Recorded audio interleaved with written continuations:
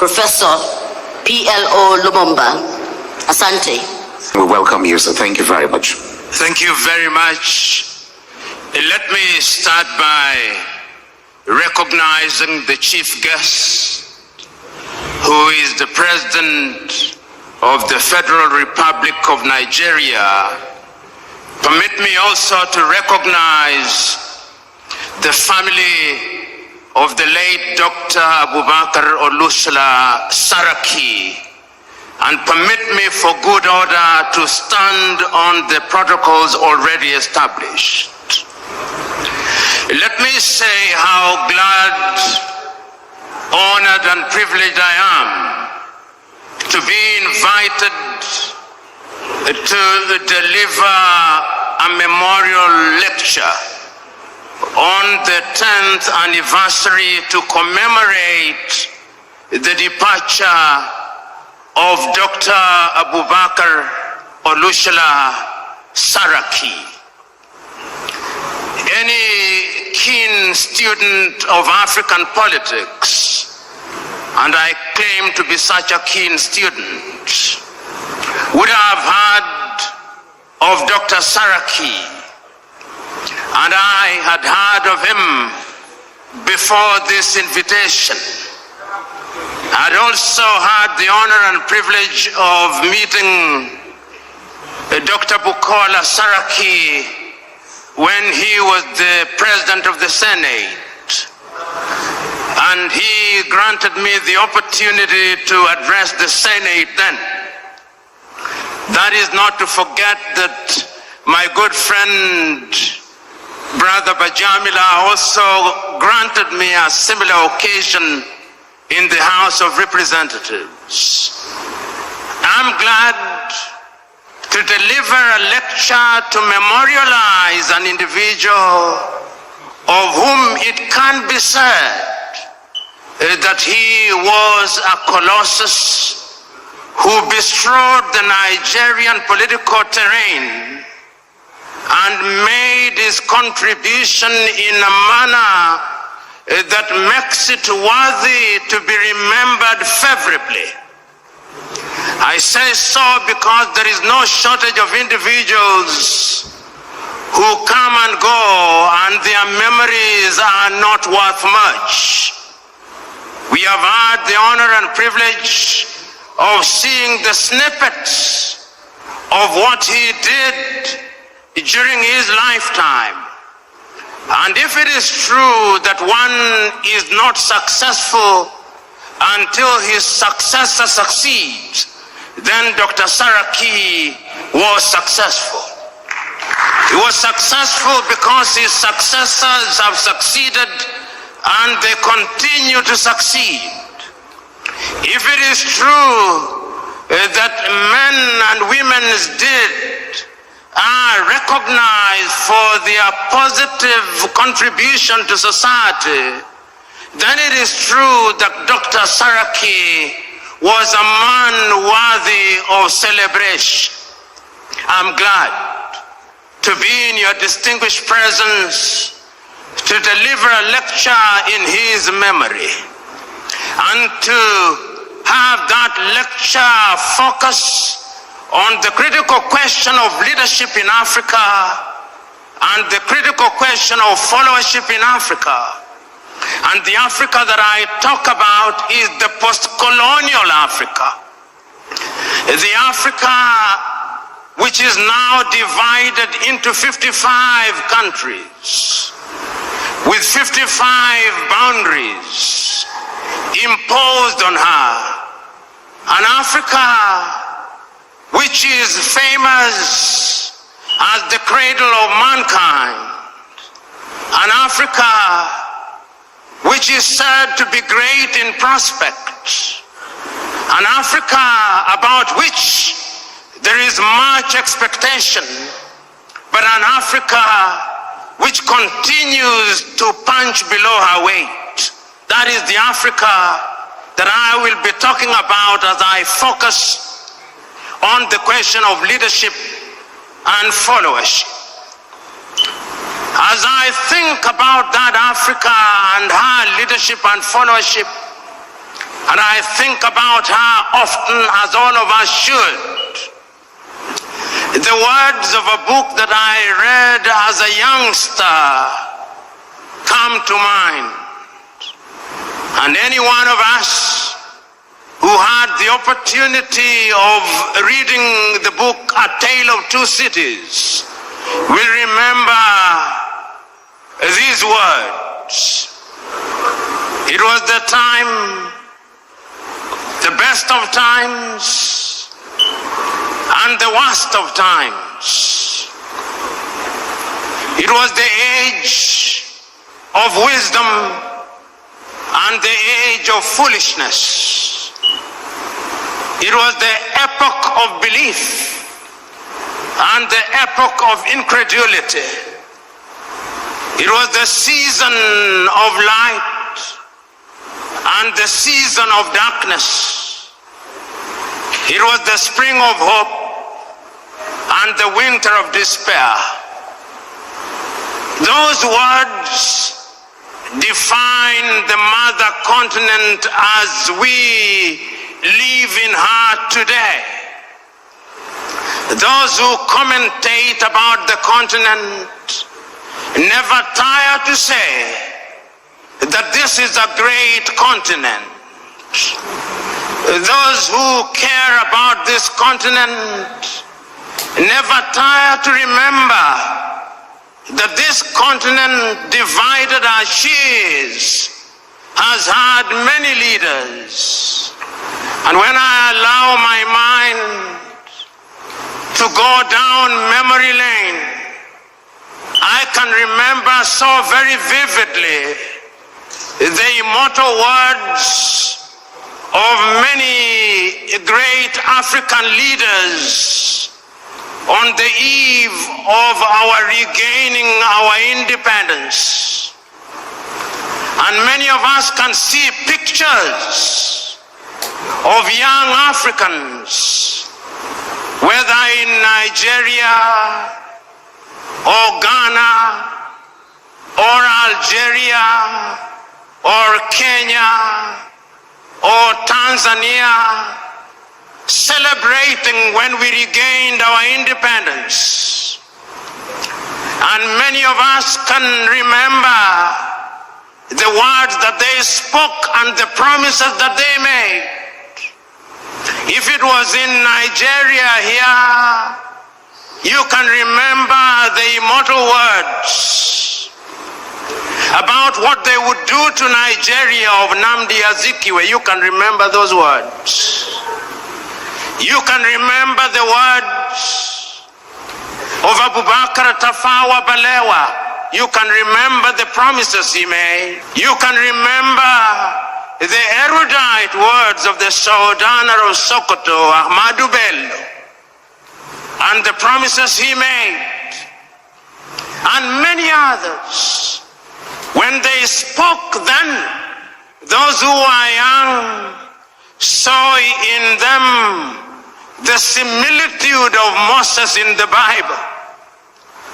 They thought of their leaders and saw their leaders as messiahs who would bedazzle latter-day pharaohs with miracles, who would liberate them from the Egypt of poverty and want, who would cause pillars of fire to stand between them and sorrow and want, who would part the Red Seas of tribalism and ethnicity, who in times of hunger would summon manna and quail from heaven. That is what they thought of their leaders, messiahs. But today, permit me to say, in many African countries they are saying, it was better while we waited. It was better while we waited. There is a sense in which throughout the continent of Africa, there has been disappointment with leaders at all levels.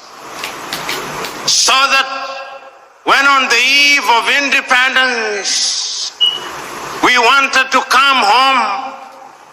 Now that we regained independence, we never tire to see images of our young men and women dying in the Sahara, dying in the Mediterranean Sea, being humiliated at the embassies of the erstwhile colonizers as they seek to leave our countries and the continent.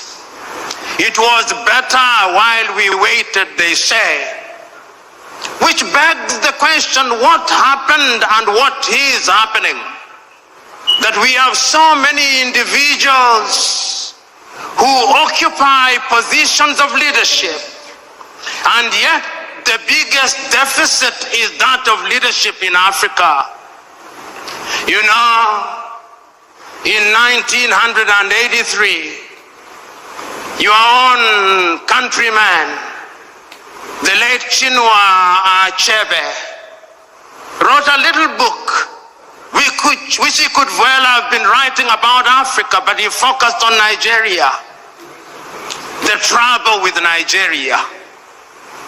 And Chinua, without mincing words, says the trouble with Nigeria is simply and squarely a problem of leadership. Whether you agree or disagree with Chinua, that is another debate. But he had his perspective.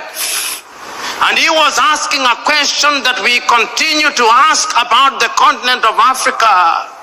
Why is it that while on average 60 years after we regained independence, the 55 countries that constitute the continent of Africa, why is it that we cannot feed ourselves? Why is it that we have no faith in our institutions? We have no faith in our hostels. Why is it that we have no faith in our abilities? Why is it? Where has the leadership been? Why is it that so many years, while politics becomes the toy that lulls us into a false sense of security, our economies are controlled by people from other civilizations? Why is it? These are uncomfortable questions which we must pose and confront and answer if the mother continent is to realize our potential. Why is it that the mother continent is ever so negatively attractive to other civilizations? You know, as I talk about leadership, and as I think about leadership, and I think about what leaders are enjoined to do, I think about this mother continent. And many times, I see how our men and women in positions of leadership are being treated by other civilizations. And I said, oh God, where are our leaders? When the world congregates under the G7, there are no African leaders there. The best they can do is to invite one or two, and beyond the photo opportunity, they are told to go away, and go away they do. When there is a meeting of the G20, it is the same thing. There is no African leader there. And when at the United Nations they have voted all our countries, France, the United States, China, Russia, can come and neutralize all our votes. And I say, where are the leaders in Africa? And as you observe African leadership today, they are summoned by different leaders in the world. If the Japanese do not summon them to Tokyo under UNCTAD, The Indians are summoning them to New Delhi. And if the Indians are not summoning them, the Turks are summoning them. And if the Turks are not summoning them, the Chinese are summoning them. In the next 2 weeks, they will have been summoned to the United States of America. Summoned, I use. Africans who are watching this scenario ask, where are our leaders? Which begs the question, who is a leader? Is leadership the occupation of office? Is leadership the occupation of the office of the president? Is it the occupation of the office of a senator or a member of parliament? Or the occupation of these high-sounding positions which gives us honorifics? Is that what leadership is? From where I sit, that is pseudo-leadership. From where I sit, leadership is about service. Leadership is about honor and privilege to serve. That is why I still understand the men of old, the men of wisdom who said, he who is greatest amongst you must be your servant. This is what Africa is asking for. And Africa has been asking this question since she regained her independence. You know, when one is talking about leadership in Africa, one must go into history and ask ourselves, what was leadership before we were rudely disrupted? We had our traditional rulers. How did they govern? For whose benefit did they govern? They are still there, the traditional rulers. How do they fit in the new dispensation?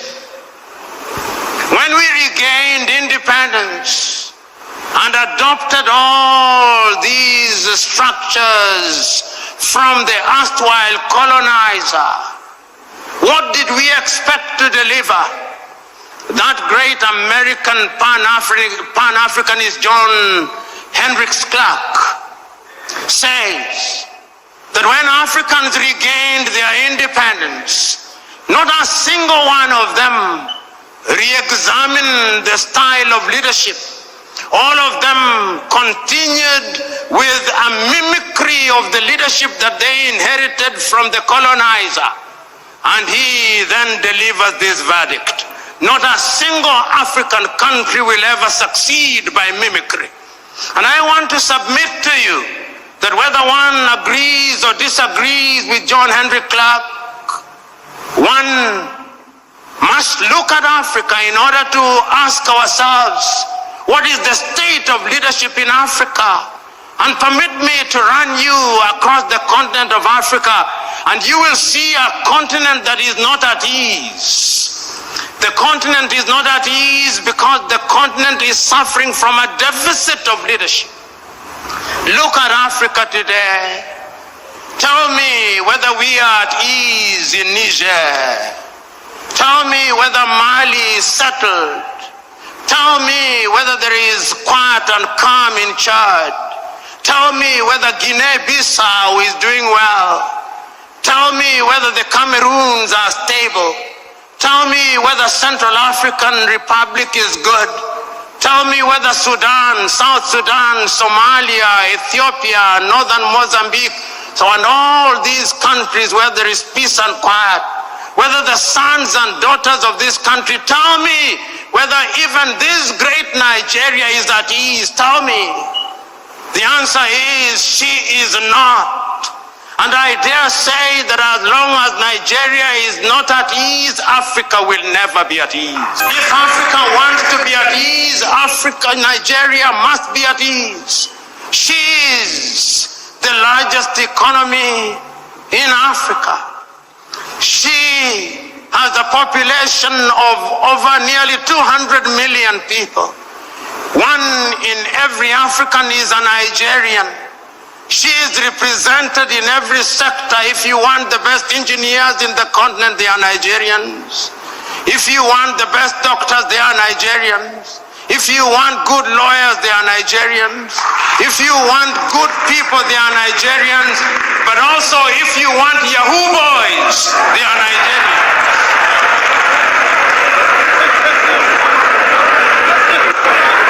Nigeria is a great country.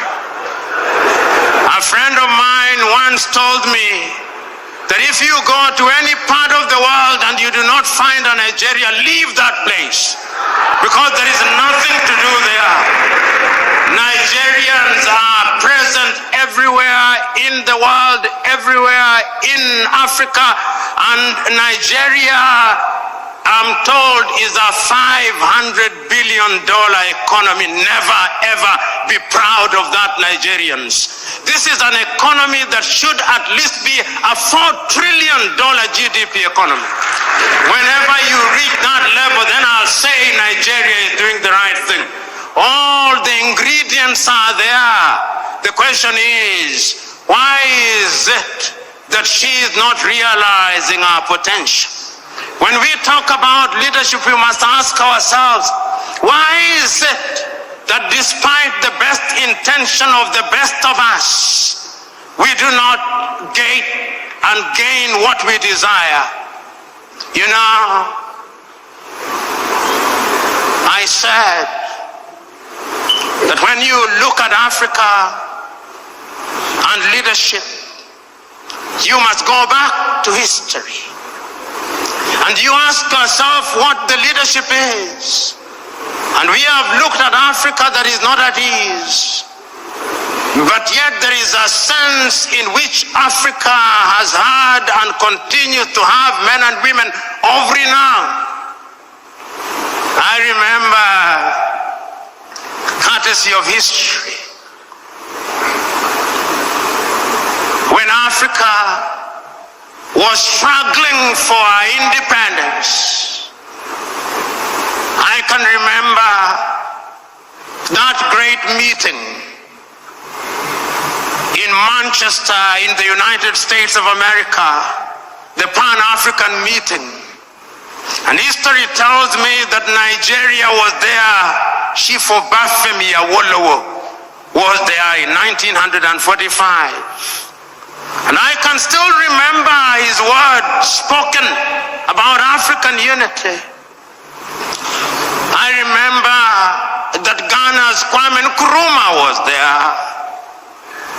And then we remember how they came back to the continent to lead the continent.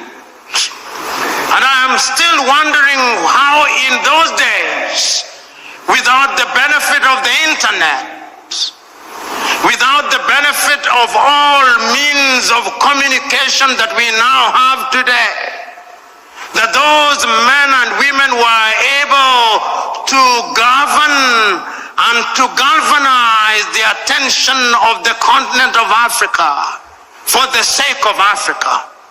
They were there throughout. But even prior to that, I can still remember another great African talking about leading Africa out of our state, the great South African Pixley Kaisa Kaseme in 1906 in Columbia in the United States of America, saying Africa must be regenerated. When all these things happened, there were leaders in Africa at that time, and their mandate was cut out for them. Their mandate was to ensure that we broke the colonial chains, and we did. I remember, and many of you here, courtesy of history, will remember many Africans at that time, and if I name them, you will agree with me that they were leaders. How many of you in this assembly will not remember Marcus Garvey and say that he was a leader? How many of you here will not remember Julius Nyerere and not say that he was a leader?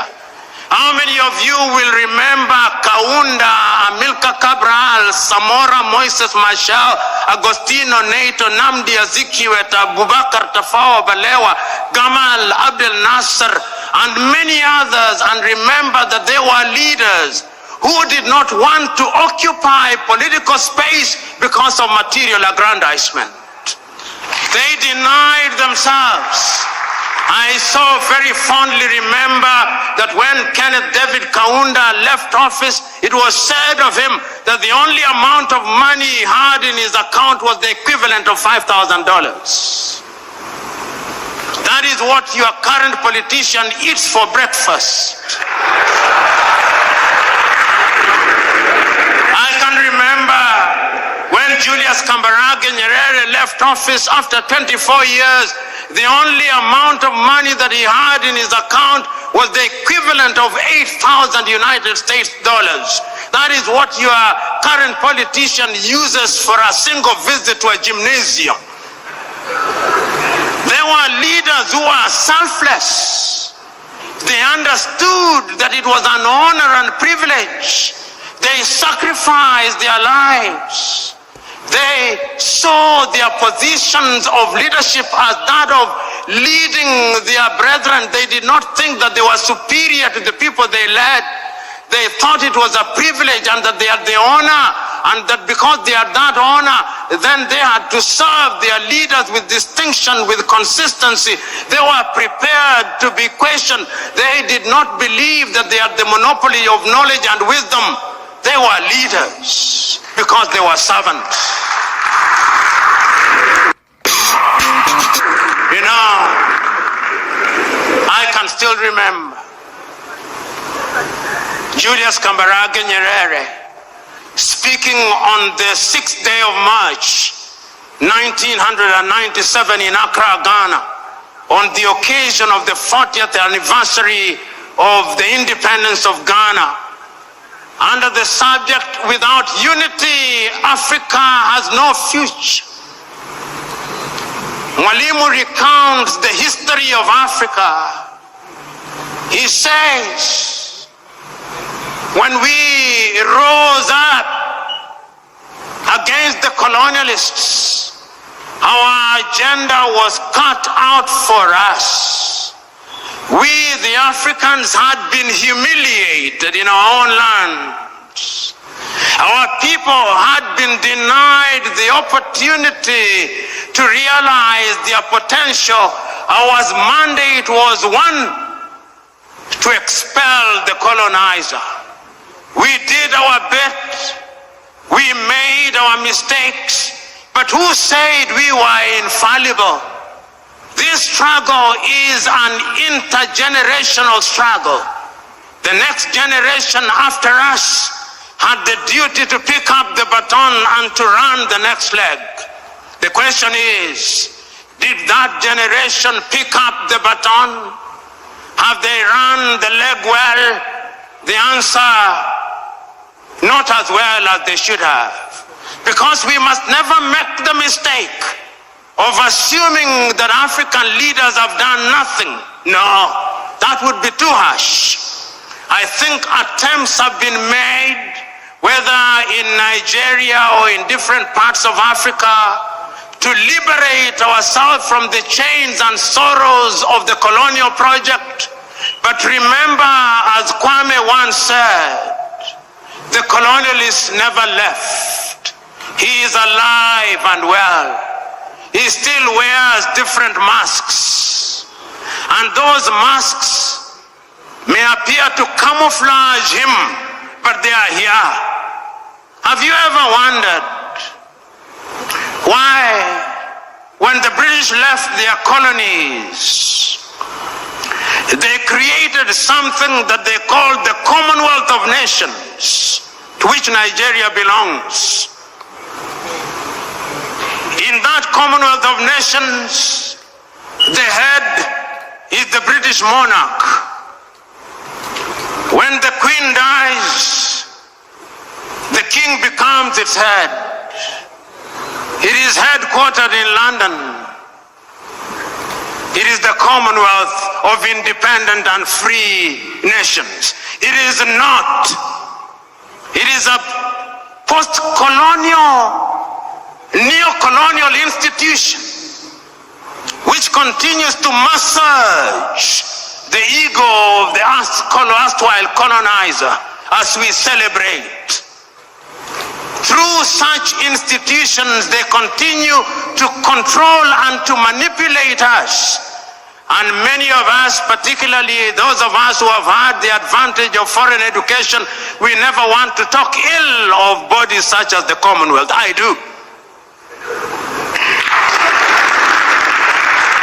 And it's not only the British who did it, the French did it under Francophonie. In order to control their former colonies and to make sure that they remain within their sphere of influence, they created a body which is alive and well. In the former French colonies, it's even worse. They even print their currency. The Portuguese did it. So, in as much as African leaders have been trying to ensure that we change the circumstances of our people, there have been external attempts at torpedoing those efforts. And Africa and African leadership must be seen in those contexts. There are those in many African countries who have allowed themselves to be acolytes of the neo-colonizers and to the detriment of the continent of Africa. So when we interrogate leadership, we must ask ourselves, how free are our leaders? How free are our politicians from external influence? But is that an excuse? No, it cannot be an excuse. Leaders in a multi-ethnic environment must also be different. You know, Nigeria, as Chinua rightly said, like all African countries, is an artificial entity. Chinua says in his book, The Trouble with Nigeria, that there is nothing comparable to how the European nations were created. There is no Nigerian, Chinua Achebe says, in the same way as there is a Danish or a Swedish or a Norwegian. Nigeria is a unique state with many states. The same is true of Kenya. The same is true of Ghana. Nigeria possibly has over 500 nations within her. Tanzania 136. The Democratic Republic of Congo 306, Kenya 42, Uganda 56. In order to be a leader in such countries, those who have the honor and privilege must be men and women who are prepared to ensure that they weld the bonds amongst those people. As Samora Moises Machel said, if the post-colonial African country is to succeed, the tribe must die. And the tribe must die because if the tribe does not die, then the new nation will never thrive. And I did not understand Samora Moises Machel to say that he should stop being a Yoruba. No, I did not understand him to say that he should stop being a thief or to stop being an Igbo or Hausa or a Fulani. No, those are cultural mosaics which when put together make our nations beautiful and strong. But what do we do in most of Africa? We use those cultural differences to divide the people. We use those cultural differences to reinforce centrifugal forces and therefore threaten the very nation which we want to serve. I am telling all of us who are present here, and many of you who are present in this assembly, who are honored and respected and claim to be leaders, that you have a duty to ensure that you are in front in order to serve and not to be served. But ladies and gentlemen, let us also ask ourselves about followership. You know, as a young student, and many of us who are young students, it was the culture when you are in your first year of studies that you must be a revolutionary. And a revolutionary in the style of Karl Marx. And therefore you would say, workers of the world, unite. You have nothing to lose but your chains. All of us were revolutionaries. And we used to say then that the safety of the bourgeois demands that the proletariat be kept in the most profound ignorance. We were revolutionaries. Who is a leader? Is he a leader who allows meta-ignorance to reign supreme amongst the people he or she is leading? Is it the duty of a leader to ensure that he leads men and women who are enlightened? Men and women who can question what he or she is doing? I'm suggesting to us that true and sustainable leadership also requires that you have a followership that is enlightened, a followership that calls you to account, a followership that is going to make demands of you, a followership that when you say that you are going to improve the quality of their food, they do not believe that agriculture stops on that day, but they believe that agriculture must be intensified and the technology must be used. A followership which knows that when you say you are going to deliver heaven on earth, they know that that is merely an advertisement that you are incapable of delivering heaven on earth. A followership that knows that when you are promising to do things within 100 days, which ordinarily can only be done in 5 years, they know that you're a liar. A followership that is capable of discerning that when you speak things, there are many variables, and it is the duty of a leadership to ensure that such a leadership is indeed created. What do African leaders do? African leaders in many African countries have now assigned the question of education, educating their followers to NGOs and CBOs, which are financed by the Americans, which are financed by the Europeans, which are financed by other civilizations. How do you think, how do you imagine that the people of Denmark would have the interest of Nigeria at their heart? How are you satisfied that all those civic education activities that are being undertaken in Borno, in Maiduguri, or in Abeokuta, financed by USAID, are meant to be for the benefit of Nigeria? Because the last time I checked, the English used to say, he who pays the piper calls the tune.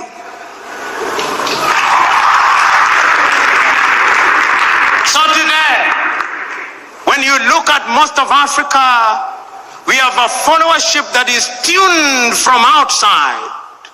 It is not a followership that is tuned from inside. And you wonder why they behave the way they do. They behave the way they do because they are being tuned by other civilizations. 3 years ago, an old friend of mine, now gone to be with the Lord, was engaged in a conversation with me. And I was complaining about the leadership, and he told me, I hear you, young man. You're always complaining about leadership in Africa and other parts, but have you ever wondered about the followership? Says you are complaining about the windmill, but do you ever bother about the wind? Is it not the case that the windmill follows the wind? I'm suggesting to you that Africa will never realize our potential as long as the critical mass of our people are immersed in sorrow and want. I am suggesting to you that Africa is not going to grow as long as you who are in positions of leadership have perfected the art of appealing to the stomachs rather than the minds of the men and women that you lead. I'm suggesting to you that Africa is not going to realize our potential as long as we continue to conduct the politics of money and money bags, not the politics of ideas. I'm suggesting to you that Africa is never going to realize our potential as long as we are dividing our people along ethnic lines. I'm suggesting to you that as long as you who are in positions of honor and privilege are in the business of dividing our people on the basis of religion, Africa is not going to realize our potential. I remember in 1982, I watched a movie about Mahatma Gandhi, and I remember that great man saying in one of the scenes in the movie that he remembers one day when somebody who was more enlightened than the other preachers came, and he said that on that day he saw that preacher reading from the Muslim Quran on to the Christian Bible, on to the Jewish Torah, on to the Hindu Gita, and on to incantation in African religion, as if it did not matter which book was being read as long as God was being worshipped. I look forward to the day when those of you who are in positions of leadership will be able to tell our people, wherever they are in Nigeria or Africa, that it is not for us to fight for God. If I have a God for whom I have to fight for, that is not a God. The God that I worship fights for me. And if we accept that that is the nature of God, that is omnipresent, omniscient, and He knows all, then we are going to unite our people. In other words, I'm saying that if we are going to have a followership that is going to change the continent of Africa, we have got to exercise the ghost of ethnicity. We have got to exercise the ghost of ignorance.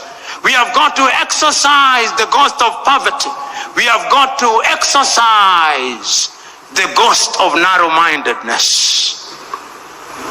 Fellow Africans, fellow Nigerians, it is still true that everything fails and falls on leadership. It is true that we men and women are in unique positions. Abu Bakr or Lusala, Saraki was present on this earth.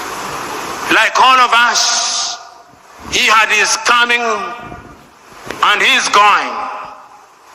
Today we are gathered here to remember him